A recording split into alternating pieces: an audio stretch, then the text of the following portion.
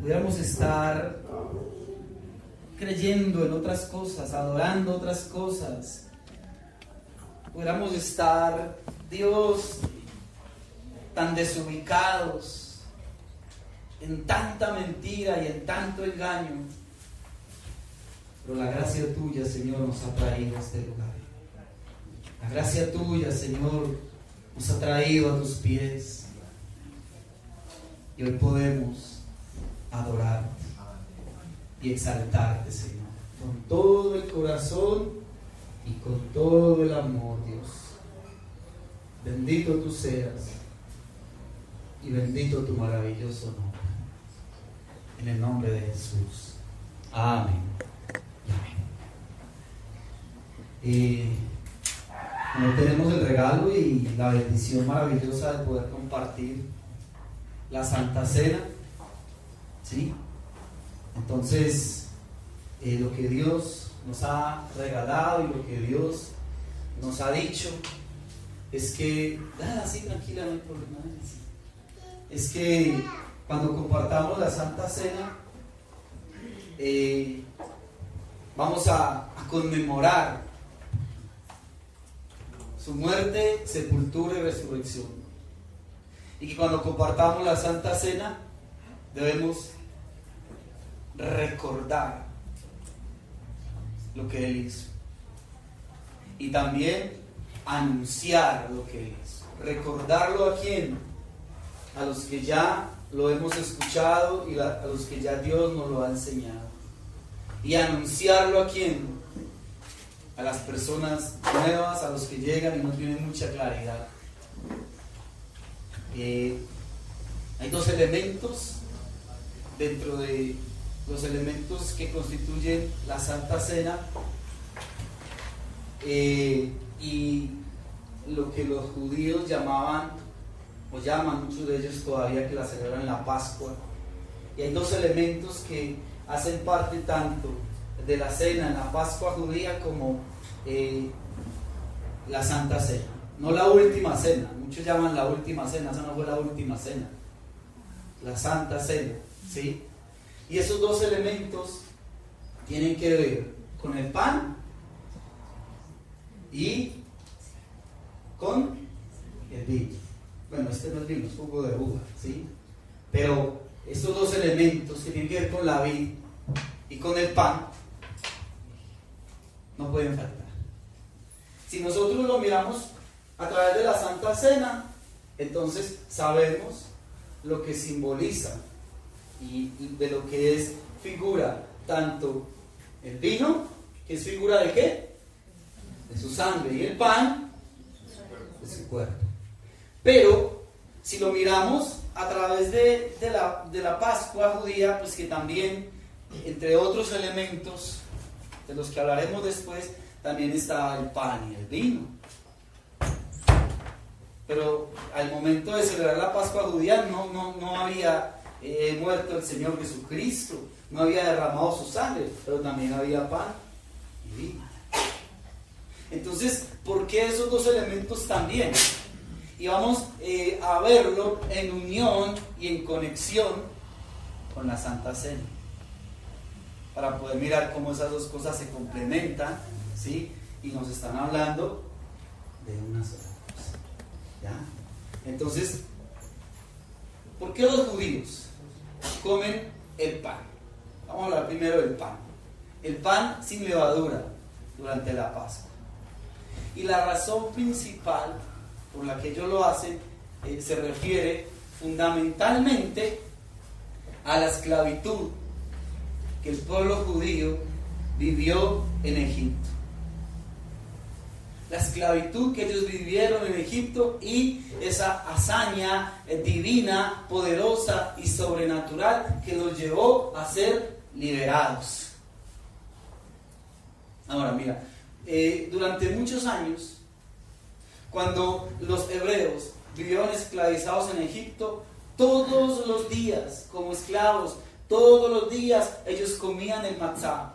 ¿Qué era el matzá? El matzá era ese pan sin levadura, pan sin aditivos, sin sal, sin nada.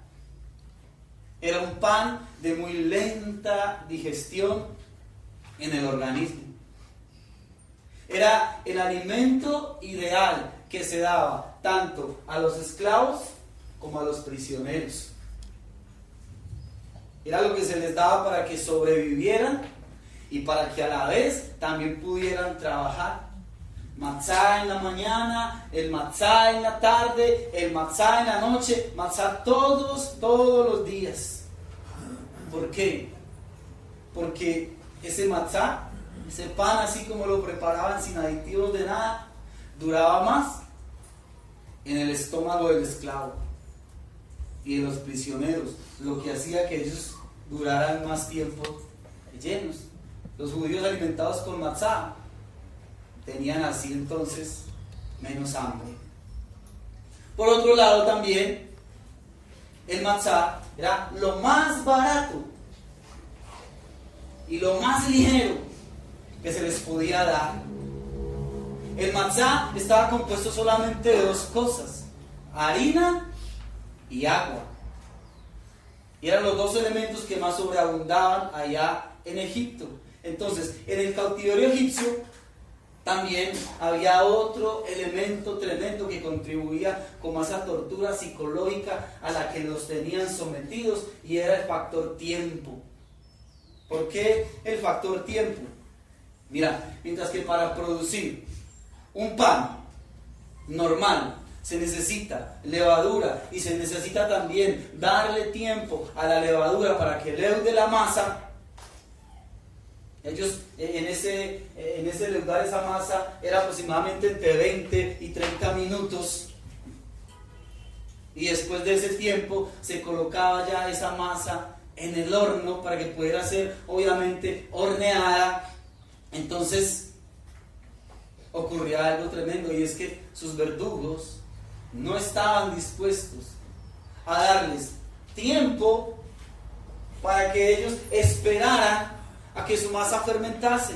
Ellos lo que los querían era trabaje, y tampoco sus verdugos estaban interesados en que ellos comieran un pan que fuera sabroso, un pan que fuera agradable para ellos. Por eso, cuando ellos celebran la Pascua judía, preparan ese matzá, ¿sí? Y reunidos en familia y con los más pequeñitos, ellos levantan ese matzá y enseñan por qué ese pan. Y ellos dicen: este es el pan de la pobreza, o el pan de la aflicción que comieron nuestros antepasados en Egipto. Y a través de eso están recibiendo la enseñanza de lo que ellos vivieron. De alguna manera, esa experiencia de comer solamente matzá durante tantos años quedó grabada en el corazón y quedó grabada en la mente de ellos.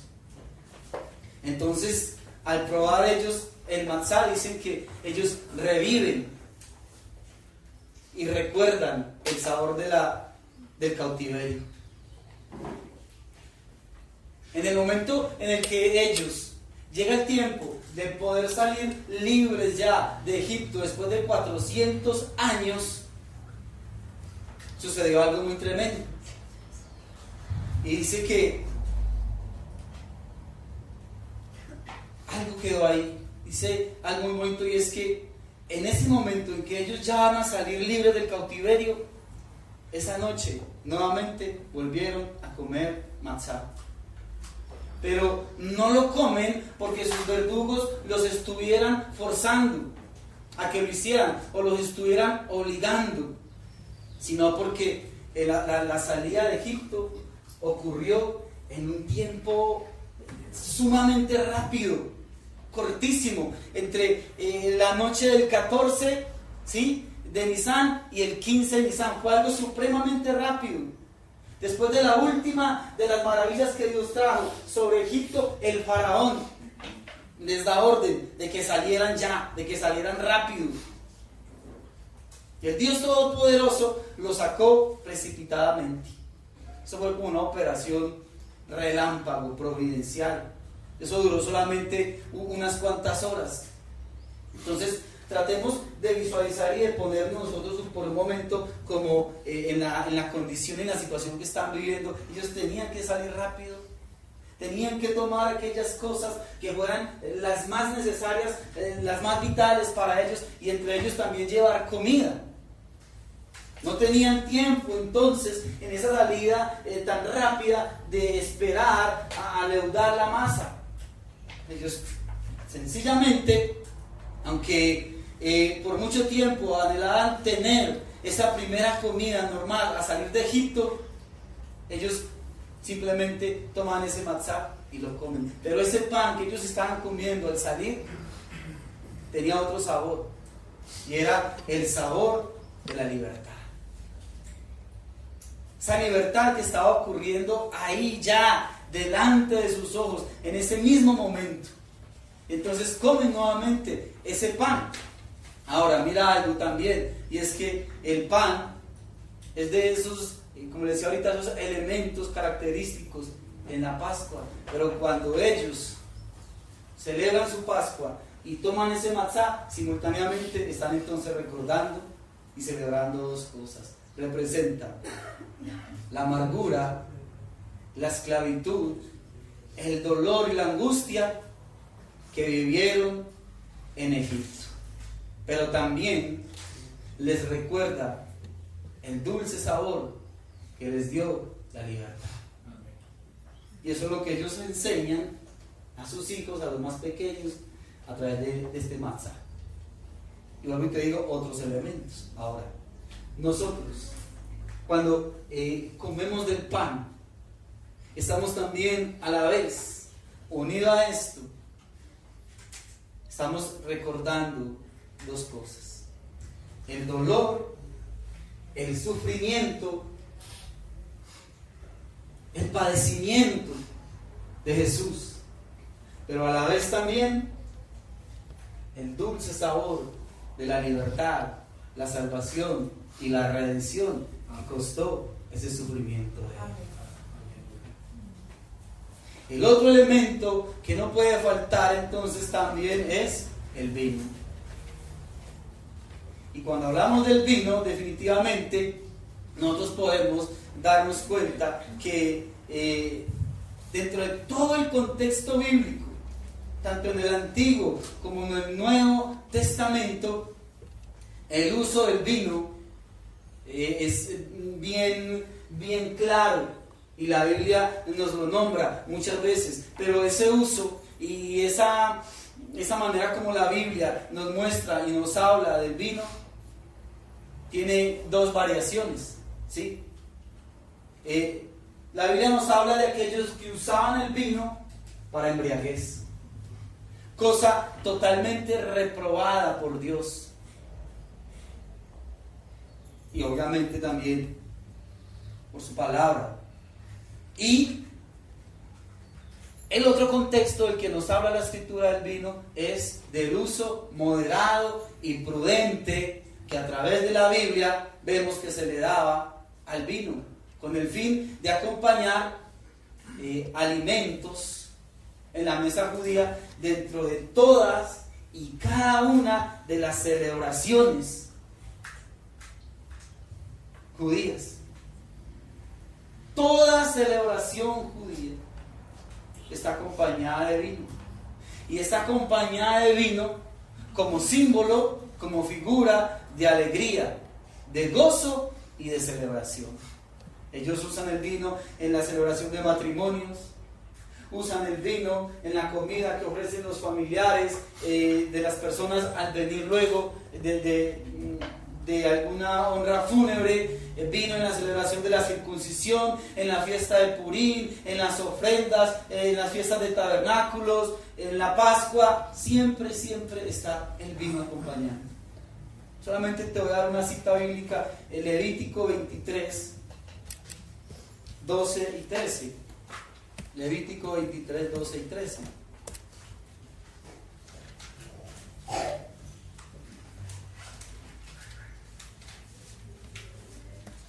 Dice la palabra del Señor: y el día que ofrezcáis la gavilla, ofreceréis un cordero de un año sin defecto, en holocausto a Jehová. Su ofrenda será 2 décimas de efa de flor de harina amasada con aceite, ofrenda encendida a Jehová en olor gratísimo, y su libación será ¿qué? Será de vino, la 4ª parte de un hin. Puedes empezar a leer las ofrendas y las celebraciones, y siempre Dios pedía que esas ofrendas fueran acompañadas de vino. También habla del uso del vino como medicina. El apóstol Pablo le decía a Timoteo, ¿sí?, que tomara un poco de vino a causa de sus continuos dolores de estómago, porque pues el agua en ese tiempo, el tomarla creaba ese problema, y él le recomendaba tomar un poco de vino. Y también hoy en día recomienda mucho el vino en ciertos problemas digestivos o para una buena digestión. No es nada nuevo para nosotros. Es importante también entender que hoy en día hay una polémica tremenda, bien marcada aún dentro de la misma iglesia cristiana, sobre si se debe o no se debe tomar vino, aunque hoy no vamos a resolver eso acá, pero tú vas a ver que existen 2 bandos, ¿sí? Aquellos que dicen que definitivamente por ningún motivo un creyente puede tomarse ni siquiera una copa de vino, ¿sí? Y lo hablan sustentados en muchos versículos de la palabra. Ya, Isaías 5:11, por darte solamente un ejemplo. Isaías 5:11 dice: ay de los que se levantan de mañana para seguir la embriaguez, y que se están hasta la noche, hasta que el vino ¿qué? Los enciende. ¿Sí? Pero están los otros que dicen si se puede tomar vino moderadamente, ¿ya? Y también utilizan la palabra y lo sustentan. Cantares capítulo 8 versículo 2. Dice: yo te llevaría, te metería en casa de mi madre, tú me enseñarías y yo te haría beber vino adobado del mosto de mis granadas. Entonces, los que dicen que no se puede tomar vino y leen estos pasajes de la Biblia, entre muchos otros, aquí tengo varios, algunos los necesita, pues al final te doy todas estas citas bíblicas. Dicen los que no se puede que el vino que hablan en algunos pasajes es mosto, o sea, el jugo de uvas. Otros dicen, no, eso no se refiere a ningún jugo de uvas. Bueno, eso es una polémica que va desde Génesis capítulo 9, cuando se embriagó Noé, hasta el Nuevo Testamento, cuando Jesús en las bodas de Caná convirtió el agua en vino. Realmente ningún judío piadoso, ningún cristiano realmente consagrado jamás utilizaría ni debe utilizar el vino con propósitos de embriaguez ni con propósitos de borrachera. El concepto que los judíos tienen acerca del vino es el siguiente: todo aquel que puede hablar cabalmente con un rey después de tomar una copa de vino está en el límite. El mal uso del vino es el problema, no el vino como tal. En el Midrash, que es un librito donde los judíos, hacen anotaciones para poder, de alguna manera, ilustrar ellos algunas enseñanzas, ellos tienen algo acerca del vino. Y dice que, vuelvo y te repito, el Midrash no es la palabra de Dios, ni es la Biblia, es solamente narraciones que ellos mismos las copian para tratar de dar algunas explicaciones. Y dice en el Midrash que Noé estaba plantando un viñedo y que vino Satán. Y Satán le dice a Noé: ¿quieres que seamos socios en hacer crecer el viñedo? Y dice el Midrash que Noé le dijo que sí. Entonces Satán fue y trajo un cordero y lo sacrificó y derramó la sangre sobre el viñedo, ¿sí? Dice que luego Satán trajo un león y también lo sacrificó y saturó el viñedo con la sangre. Luego trajo un mico, también lo sacrificó y roció el viñedo. Y por último Satán trajo un cerdo, también lo sacrificó y regó el viñedo. Entonces dicen ahí en el Midrash, por eso beber excesivamente conduce a resultados satánicos. Si un hombre toma una copa de vino, es como un cordero, manso y pacífico. Si toma 2, se comporta como un león. ansioso y habla y dice una cantidad de cosas. Si se toma 3, es como un mico. Empieza a brincar y a hacerme reír de todos. Y si se pasa ya de 4, se comporta como un cerdo, revolcándose y vomitándose. Bueno, pero más allá de todo esto, algo que sí es, en lo que sí existe un acuerdo en común en cuanto al concepto de vino, es que el vino es símbolo de alegría en la Escritura, de celebración, tanto en la Pascua como en la Santa Cena. Y es notable su presencia y es fundamental. ¿Sí? Entonces, en la Pascua, lo que se conmemora a través del vino es el resultado de haber salido libres del yugo de la esclavitud por 400 años. Y en la cena, eso nos lleva también a conmemorar la redención dada a nosotros como sus hijos a través de su muerte, su sepultura y su resurrección. Ahora bien, nosotros tenemos que entender que la presencia del vino en la Santa Cena tiene un doble propósito.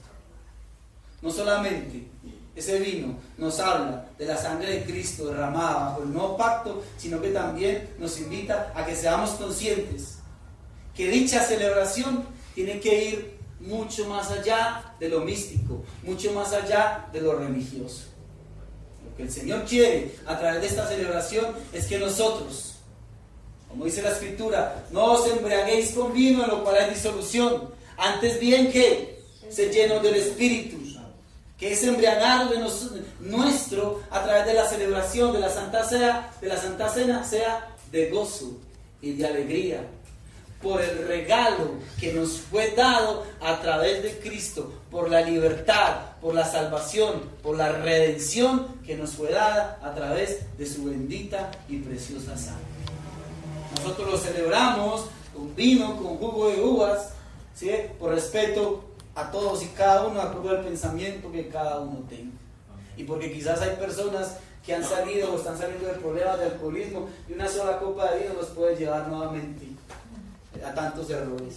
Pero realmente lo que importa no es si es vino o es jugo de uva. Lo que realmente es importante es lo que representa, lo que realmente simboliza para nosotros el pan y el vino. Amén. Quiero que vayamos por favor a 1 Corintios capítulo 11, versículo 23 al 26.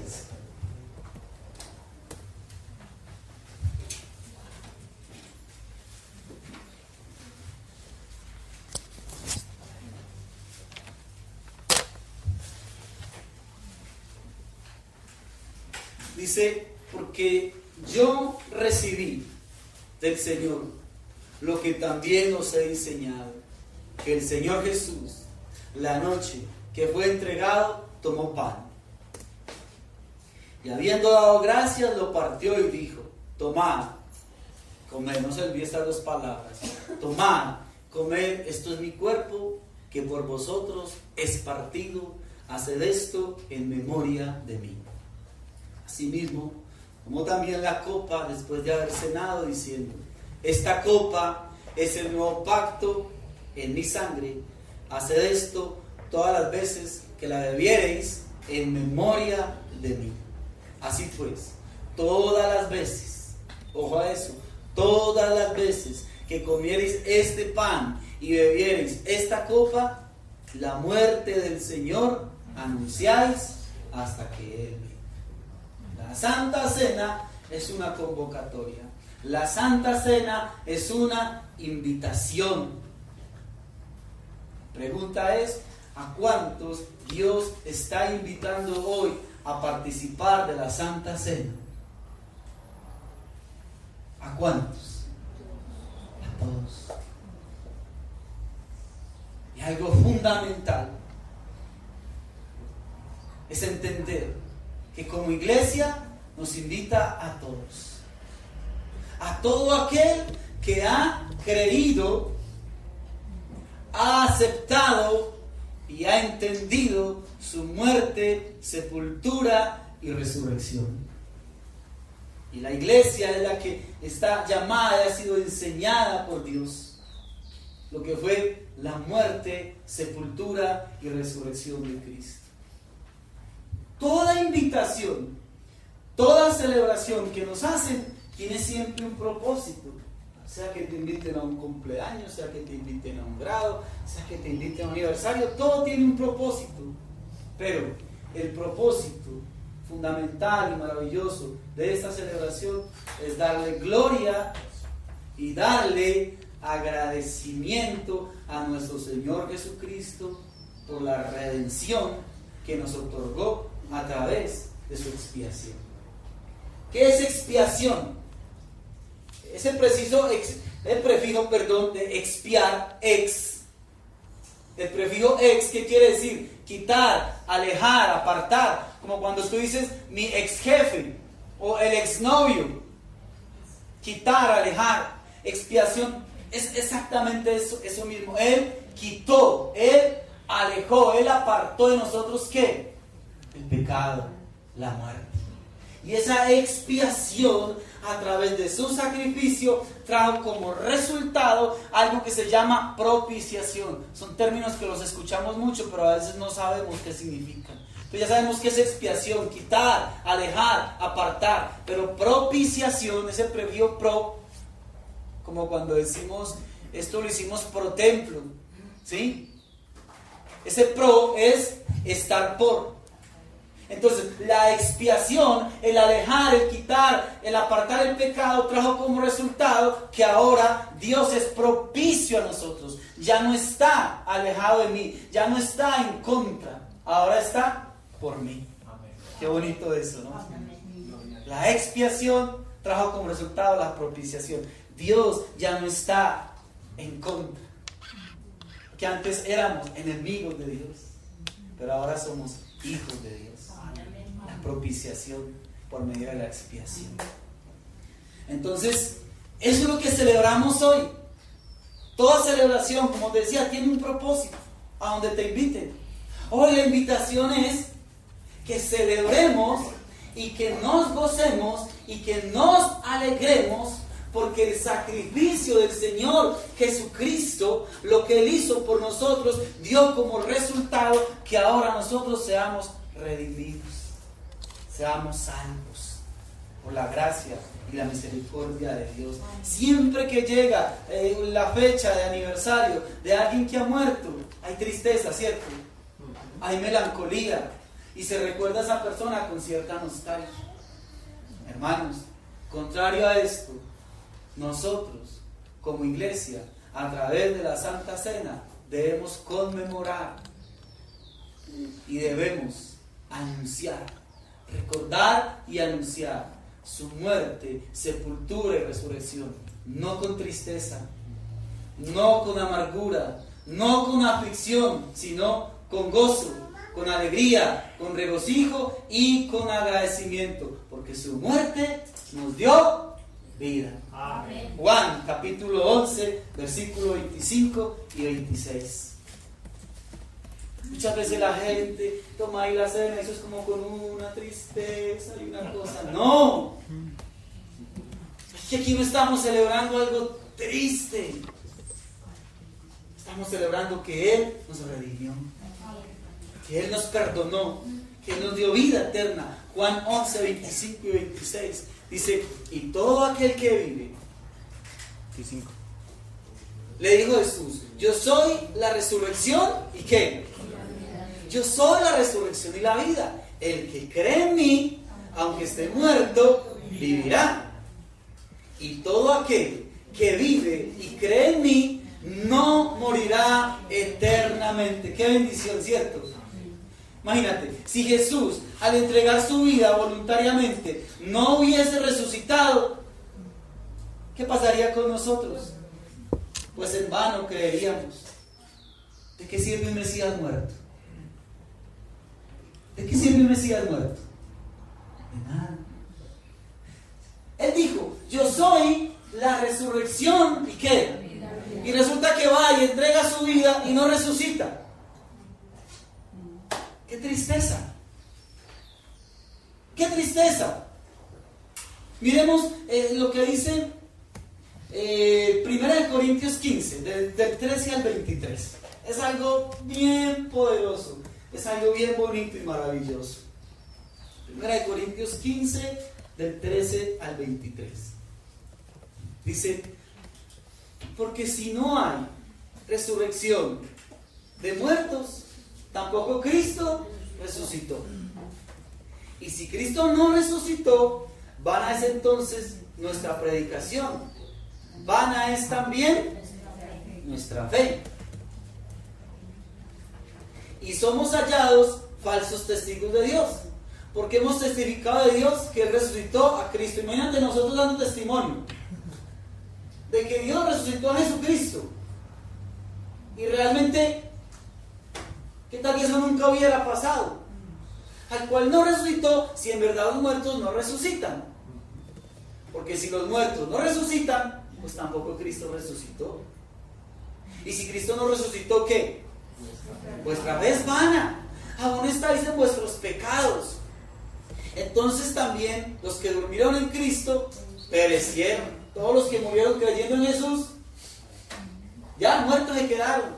Si en esta vida solamente esperamos en Cristo, somos los más dignos de conmiseración. Imagínate nosotros esperando en Cristo, esperando en el que es la resurrección y la vida, en un Mesías que nunca resucitó. Entonces seríamos los más dignos de ¿qué? De conmiseración de todos los hombres. Mas ahora que Cristo que ha resucitado a los muertos, primicias de los que durmieron es hecho. Porque por cuanto la muerte entró por un hombre, ¿quién? Adán. También por un hombre, ¿quién? Jesús. La resurrección de los muertos. Porque así como en Adán todos mueren a causa del pecado de la separación, también en Cristo todos serán vivificados. Porque cada uno en su debido orden. ¿Cristo qué? Luego, los que son de Cristo en su venida. Mira, analiza esto, no hay hasta el 23. Pero cada uno en su debido orden. Cristo las primicias. ¿Por qué dice Cristo las primicias y luego los que son de Cristo? ¿Por qué diga que Cristo las primicias? Escucha esto, porque es que en el Antiguo Testamento hubo gente que resucitó, ¿no? Pero está diciendo que de las primicias.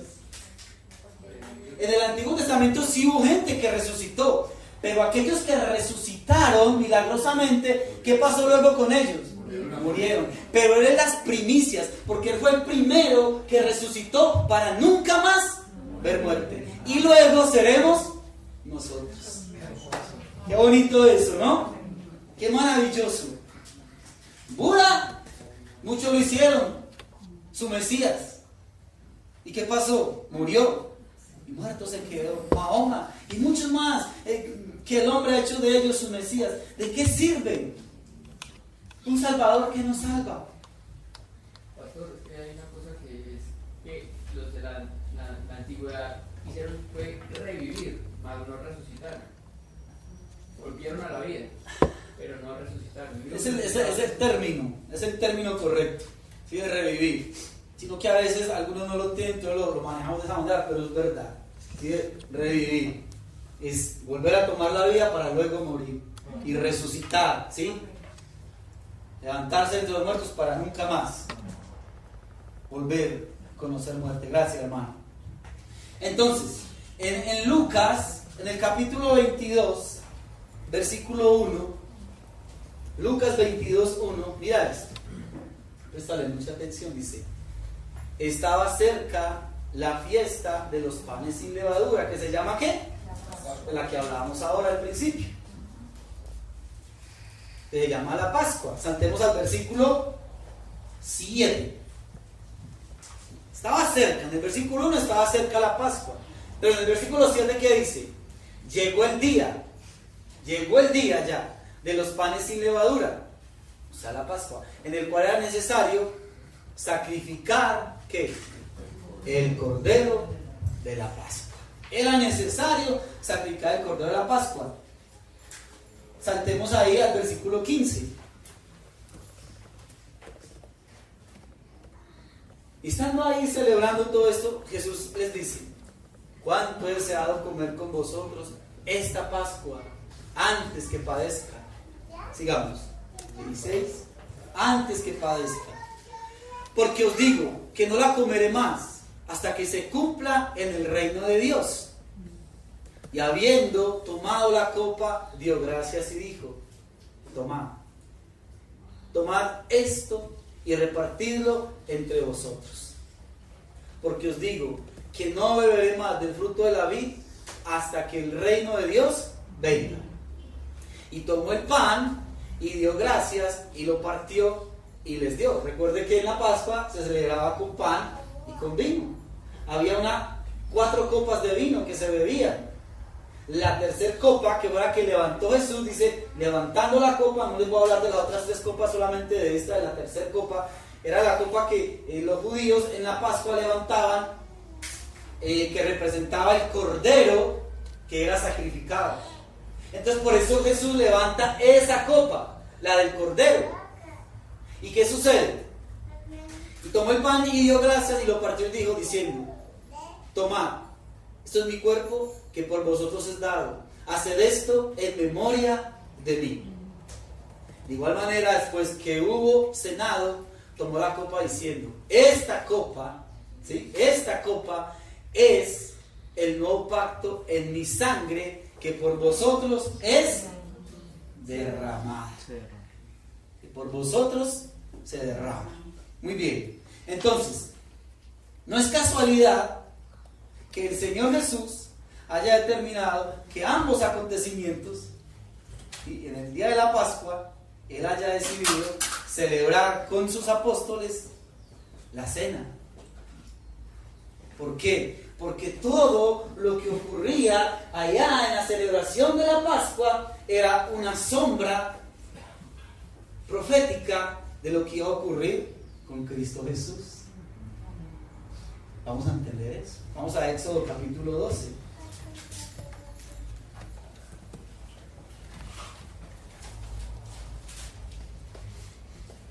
Del 1 en adelante. Dice: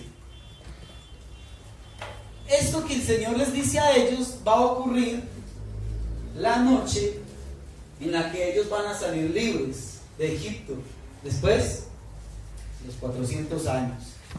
Entonces, habló Jehová a Moisés y a Aarón en la tierra de Egipto diciendo: este mes os será principio de todos los meses para vosotros, será este el primero en los meses del año.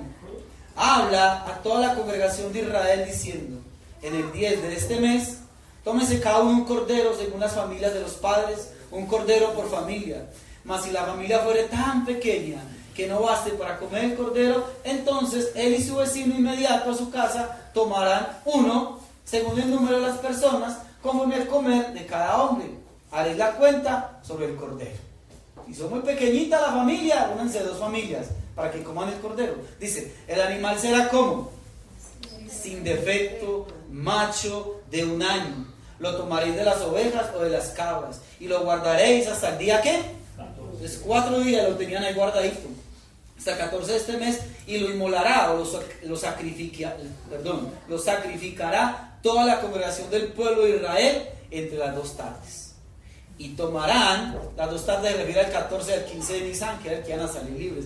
Y tomarán de la sangre de ese cordero, ¿no? Y la pondrán en los postes y en el dintel de la casa en que lo han de comer.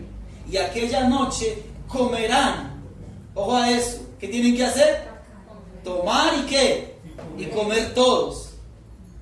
Aquella noche comerán la carne asada al fuego y panes sin levadura, el matzá.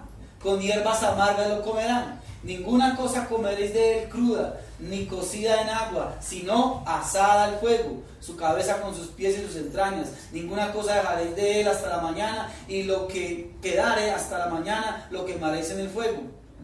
Y lo comeréis así como: ceñidos vuestros lomos, vuestro calzado en vuestros pies, vuestro bordón en vuestras manos. Y lo comeréis ¿qué? Apresuradamente. ¿Por qué? Porque van a salir. Avístanse, estén preparados porque se van a ir. Lo comerán apresuradamente. Es la Pascua de Jehová. Pues yo pasaré aquella noche por la tierra de Egipto y heriré a todo primogénito en la tierra de Egipto, así de los hombres como de las bestias, y ejecutaré mis juicios en todos los dioses de Egipto, yo Jehová. Y la sangre os será por señal en las casas donde vosotros estéis, y veré la sangre y pasaré de vosotros, y no habrá en vosotros plaga de mortandad cuando hiera la tierra de Egipto.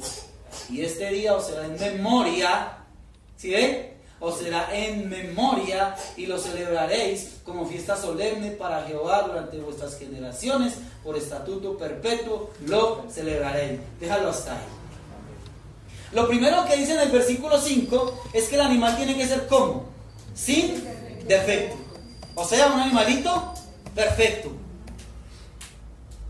Cristo, en su vida y obra, en esa humanidad, fue el hombre perfecto. No hubo en él mancha, no hubo en él pecado, absolutamente nada, absolutamente nada. Por eso cuando Juan el Bautista lo ve venir y que recibe la señal de parte de Dios, lo que Juan Bautista anuncia es, ¿este es qué? El Cordero de Dios que quita el pecado del mundo. Este es el Cordero de Dios que quita el pecado del mundo. Ahora, ¿desde cuándo sacrificaban ellos corderos?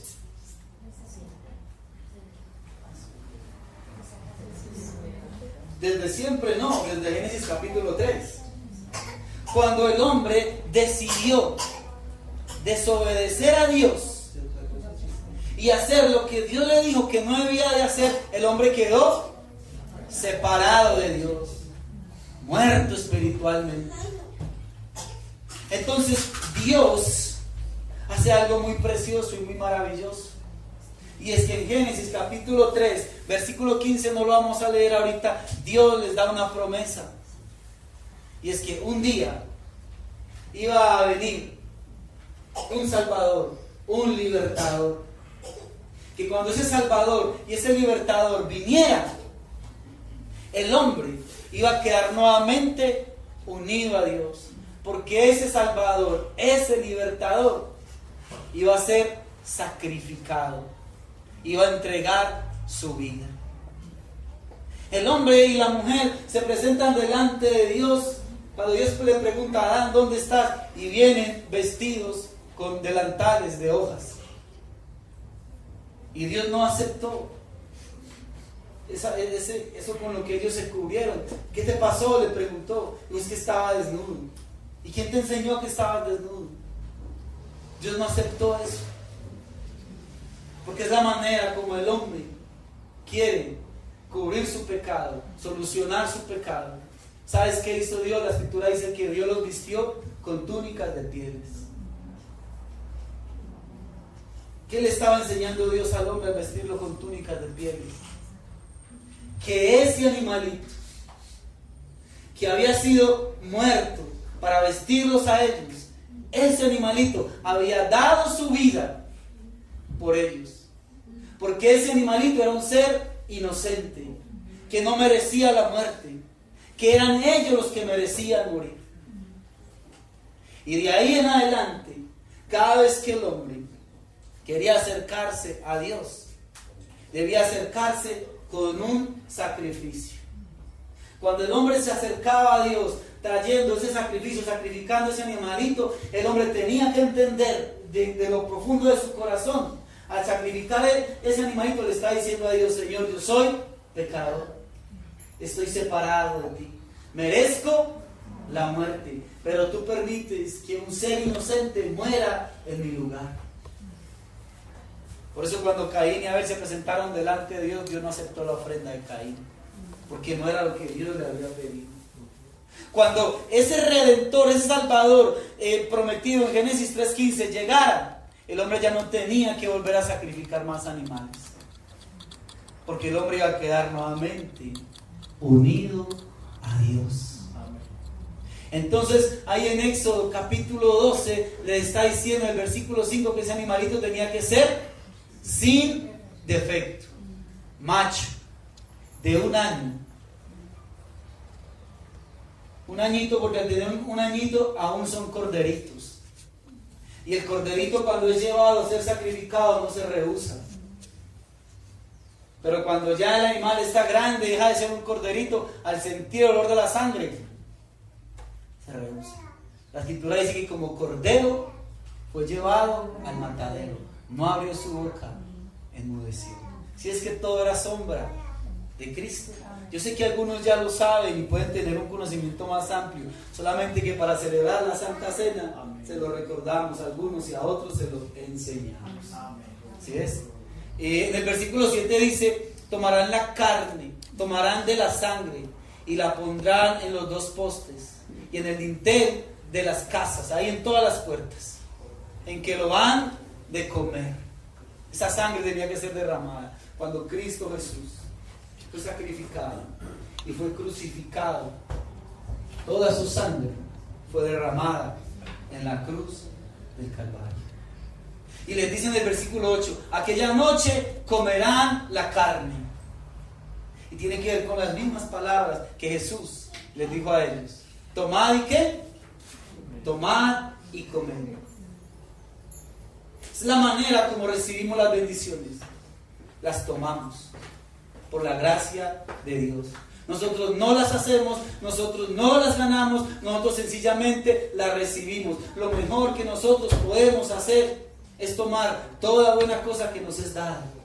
Si tú estás en una gran necesidad económica y alguien viene y te ofrece una ayuda económica, tú no te pones a argumentar, tú simplemente ¿qué? La tomas. ¿Necesitas un Salvador? Pues bueno, ahí está Él. Él es nuestro Salvador. Él solamente quiere que tú y yo lo tomemos a Él y hagamos de Él nuestro Salvador. ¿Necesitamos alguien que nos libere del pecado? Pues tomémoslo a Él. Tenemos que asirnos de Él y Él es el único que nos puede hacer libres de todo pecado. ¿Anhelas llevar una vida santa y piadosa? Pues Jesús es el único que puede lavarnos y llevarnos a vivir de esa manera. Jesucristo no murió para Él mismo. Él no tenía ninguna necesidad de tomar un cuerpo humano y morir de la manera en la que Él murió. Él murió primeramente por obediencia al Padre y segundo, murió por otras personas, murió por la humanidad. Por tanto, Él quiere que nosotros lo tomemos.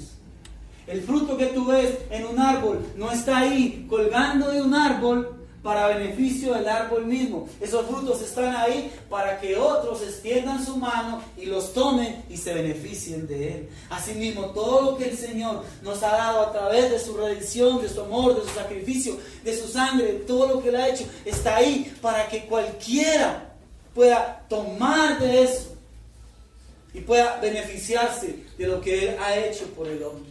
Tomar y comer. Comer es una cosa tan simple. Yo creo que solo explicarlo, todos sabemos qué es comer. Ahora bien, nadie puede comer por otro. Cada quien debe comer por sí mismo. Cuando yo como, estoy llevando a cabo una acción para mí mismo. Estoy cuidando de mí mismo. Juan, capítulo 6, versículos 53 al 56. ¿56? Juan 6, 53 al 56. Dice: Jesús les dijo: de cierto os digo, si no coméis la carne del Hijo del Hombre y bebéis su sangre, no tenéis vida en vosotros. El que come mi carne y bebe mi sangre tiene vida eterna, y yo le resucitaré en el día postrero. Porque mi carne, que es verdadera comida, y mi sangre es verdadera bebida. El que come mi carne y bebe mi sangre, en mí permanece. ¿Y qué? Y yo en él. Entonces mira esto lo bonito. Cristo y su obra redentora deben ser introducidas, deben penetrar tan profundamente dentro de nosotros mismos, hasta que nosotros logremos discernir su propósito y su voluntad en nuestras vidas. Así como cuando nosotros comemos, que no solamente tragamos, ¿sí? sino que primero masticamos una y otra vez, saboreamos, luego lo tragamos, lo digerimos. Eso es lo que sucede en nosotros. Entonces, mira, lo que Dios quiere es que nosotros pensemos mucho en la obra del Señor, que leamos, que reflexionemos, que nosotros constantemente estemos pensando en aquel en el que creemos y en las cosas que debemos de creer acerca de Él. Poder masticar y poder digerir esto es una forma de alimentarnos del alimento espiritual. Imagínate que tú solamente almorzaras una vez a la semana y ese fuera todo tu alimento. ¿Qué pasaría? Pero qué triste que muchos, el único alimento espiritual que digieren es el que toman el domingo en la iglesia. Él quiere que constantemente nos alimentemos de Él, que podamos meditar en sus cosas, que podamos estudiar, analizar, masticar, saborear, pensar, mirar, estar ahí, analizar, pidiendo al Espíritu Santo su revelación, que Él sea nuestro alimento. Lo que alimenta a alguien se convierte en algo que está unido indisolublemente. Es imposible que lo que te ha alimentado y te ha nutrido a ti, es imposible que lo saquen de tu cuerpo. ¿Por qué? Porque empieza a ser parte de nosotros mismos. Cuando Jesús dice, tomad y comed, este es mi cuerpo que por vosotros es entregado. Cuando Él dice que come mi carne y bebe mi sangre, tiene vida eterna. Esas palabras que nos está declarando, nos están diciendo que Él es el verdadero y único alimento espiritual. Él quiere que hagamos de Jesucristo nuestro verdadero alimento, que lo tomemos, que nos alimentemos constantemente hasta que verdaderamente Él haga parte de nosotros mismos, que podamos decir y podamos que Jesús pueda vivir su vida a través de nosotros y que nosotros podamos decir verdaderamente, ya no vivo yo, mas Cristo vive en mí. Tomad y comed.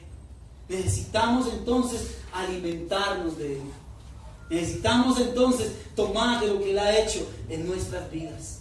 El versículo 11 de Éxodo capítulo 12, vamos en el 8, que debían de comer el cordero. El versículo 11 dice que lo debían de comer apresuradamente, ceñidos sus lomos, calzados, porque esa noche iban a recibir libertad,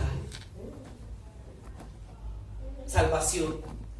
Y la sangre, versículo 13, será por señal en las casas donde vosotros estéis. Veré la sangre y pasaré de vosotros, y no habrá en vosotros plaga de mortandad cuando hiera la tierra de Egipto. Y este día os será en memoria y lo celebraréis como fiesta solemne. Sangre preciosa derramada, esa sangre de Jesucristo fue la que trajo redención a nuestras vidas. Así como esa sangre de ese cordero era derramada, y donde se aplicara esa sangre, la muerte iba a pasar de largo. Así mismo, aquellos que hemos aceptado su muerte, sepultura y resurrección en nuestras vidas, la muerte ya no se enseñoreará más de nosotros. Porque aunque vamos a morir, también dice Él que resucitaremos juntamente con Él. ¿Por qué al celebrar los discípulos dejaron de celebrarlo con un cordero? A diferencia como lo hacían en la Pascua. ¿Por qué ya no sacrificaban más el cordero? Porque Jesús era la promesa de Génesis capítulo 3, versículo 15. Cuando viniera el cordero perfecto, ya no habría necesidad de estar sacrificando más corderos. Ese cordero perfecto iba a ser inmolado una sola vez y para siempre. Con su sacrificio, con lo que Él sufrió, Él pagó por mi culpa. Es decir, yo era el que merecía sufrir. Yo era el que merecía el padecimiento. Yo era el que merecía la tortura. ¿A causa de qué? De mi pecado. Pero Él decidió pagar por mi culpa. Él decidió llevar todo el dolor y todo el sacrificio. Cuando Él fue sepultado, juntamente con Él, mis pecados también fueron sepultados. Y cuando Él resucitó, con su resurrección, Él también nos dio vida a nosotros. Nos dio vida a una vida nueva, porque la Escritura dice: y vosotros estáis muertos en vuestros delitos y pecados. Ese, hermanos, es el nuevo pacto en su sangre. El nuevo pacto en su sangre. 1 Corintios 11:25. Es lo que dice ahí. Jesús les anunció: este es el nuevo pacto en mi sangre. Escuchar estas cosas suena muy bonito. Me dan ganas de aplaudir. Pero recordemos algo: que un pacto es un acuerdo. Un pacto es un compromiso entre dos partes. Compromiso voluntario. Por lo tanto, una vez aceptado, obliga al compromiso de los términos. Él ya hizo su parte. ¿Cuál fue la parte de Jesús? Ya la estamos viendo. Para su redención, todo su sacrificio, y abrirnos el camino para una vida nueva.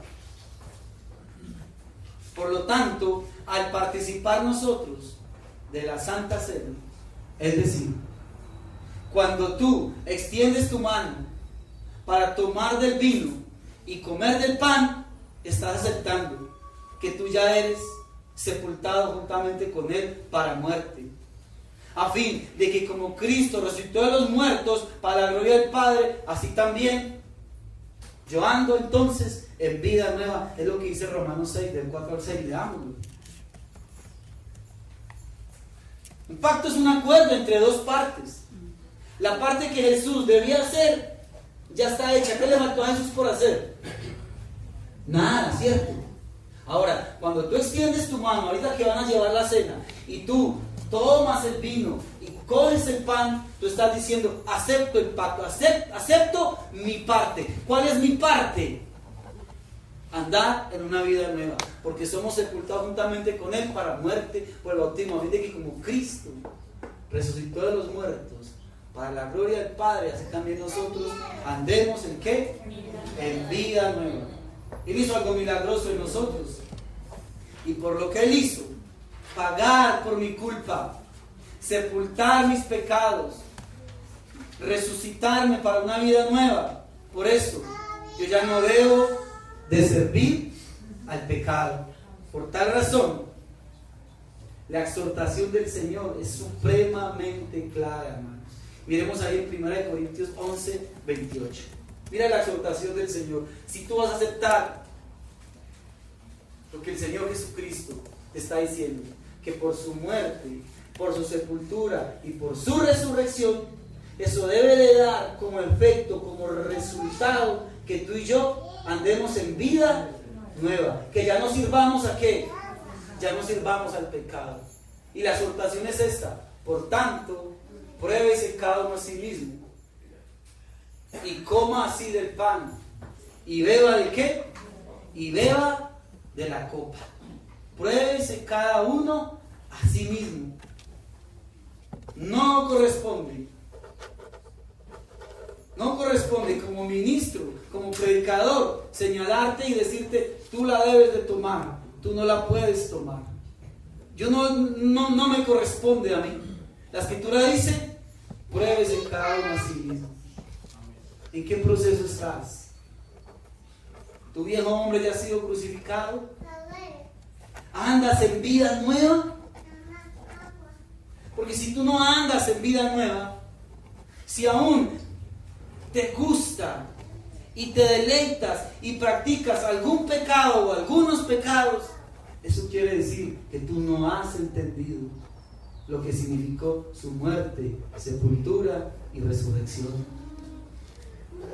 Eso no es andar entonces en vida nueva. La Escritura dice: pruébese cada uno. Pero debemos ser probados a la luz de la palabra, a la luz de lo que nosotros estamos compartiendo hoy. Que si tú decides tomar la cena en esa condición, pues mira lo que dice 1 Corintios, ahí mismo en el capítulo 11, versículo 27 al 30. Mira lo que sucede. De manera que cualquiera que comiere este pan o bebiere esta copa del Señor indignamente será culpado del cuerpo y de la sangre del Señor. Por tanto, pruébese cada uno a sí mismo y coma así del pan y beba de la copa. Porque el que come y bebe indignamente, ¿qué pasa? Sin discernir el cuerpo del Señor, sin entender lo que significa su muerte, sepultura y resurrección, y que ese sacrificio suyo da como resultado una vida nueva. El que come y bebe indignamente sin discernir, sin entender esto, juicio come y bebe para sí. Por lo cual hay muchos enfermos y debilitados entre vosotros. ¿Y muchos qué? Muchos duermen. Recordemos también que la Santa Cena es un llamado a la unidad. 1 Corintios 10, 16 y 17. 1 Corintios 10, 16 y 17. Dice, la copa de bendición que bendecimos no es la comunión de la sangre de Cristo. Lo que nosotros compartimos, la bendición que nos es dada, viene a través de la sangre de Cristo. El pan que partimos no es la comunión del cuerpo de Cristo. Siendo uno solo el pan, este pan del que vamos hoy a participar, siendo uno solo el pan, ese pan que representa ¿a quién? A Cristo. Siendo uno solo el pan, nosotros, con ser muchos, ¿somos qué? Un cuerpo. Pues todos participamos de aquel mismo pan. Todos participamos de aquel mismo pan. Entonces, presta la atención a esto. La cena es un llamado a la unidad, porque comemos de un mismo pan y bebemos de una misma copa, pues juntos anunciamos la muerte del Señor. ¿Y cómo puede ser posible que usted y yo, que creemos y que anunciamos esta verdad tan grande, no nos toleremos y no nos perdonemos? La Escritura dice que yo con mi hermano debo reconciliarme y con el prójimo arreglar todo asunto. El prójimo son todas aquellas personas que tenemos ahí tan cerca a diario en nuestras vidas. Somos llamados por el Señor Jesús a preservar siempre la paz y la unidad. Eso es algo muy maravilloso.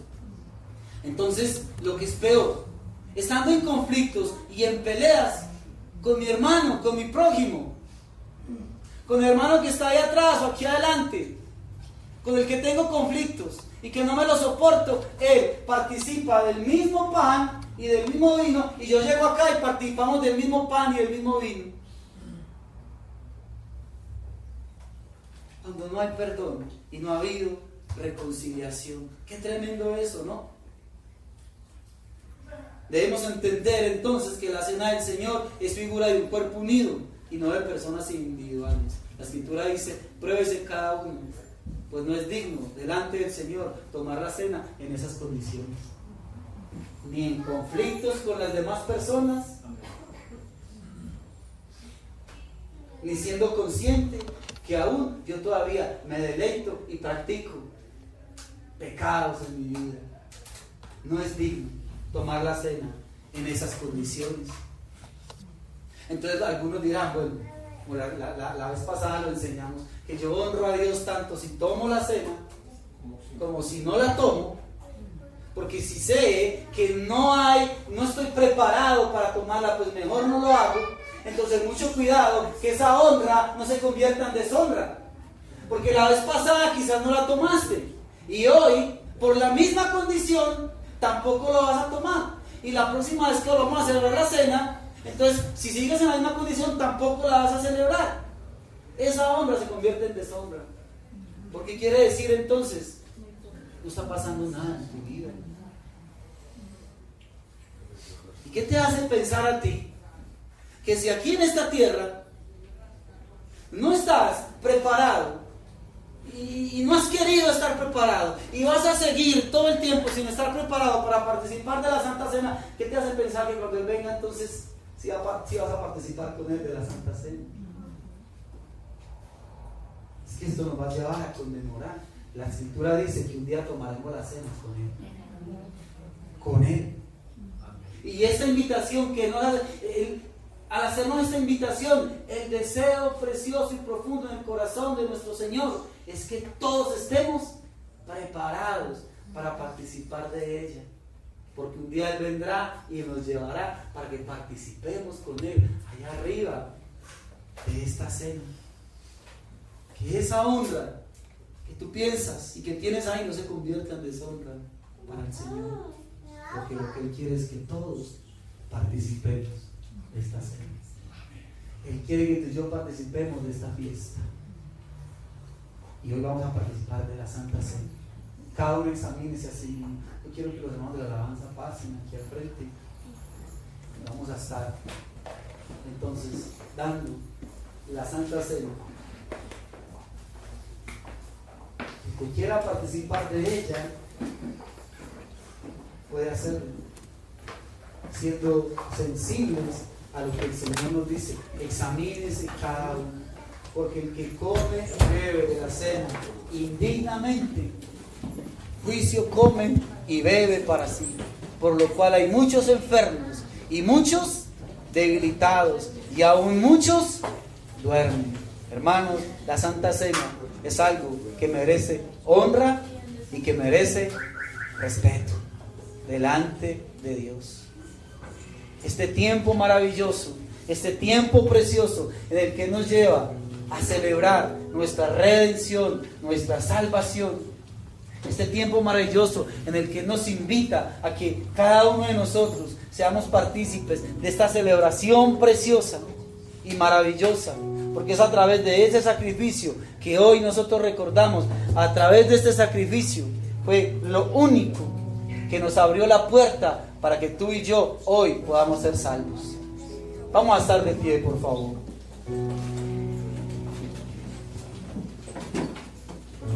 Estemos de pie. Cierra tus ojos un momento. Cierra tus ojos un momento ahí.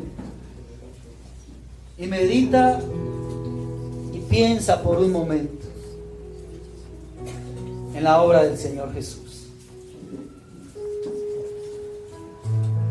Piensa por un momento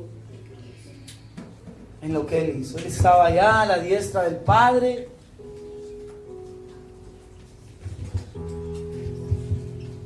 Y estando allí a la diestra del Padre, Él, por obediencia, decidió venir a esta tierra y tomar forma de hombre.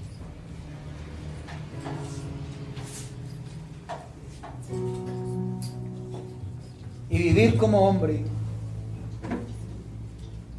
Y padecer como hombre. Y ser sacrificado. Y ser torturado. Y soportar burlas, infamias. ¿Qué necesidad tenía Él? Pero todo eso que Él hizo ha traído gran beneficio para el hombre. Y Él quiere que nosotros vamos a asirnos de eso.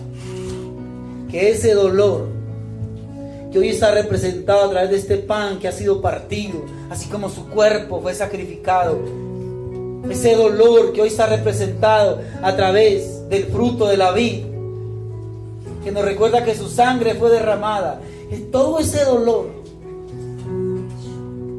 hoy ha traído a nuestras vidas gozo, redención.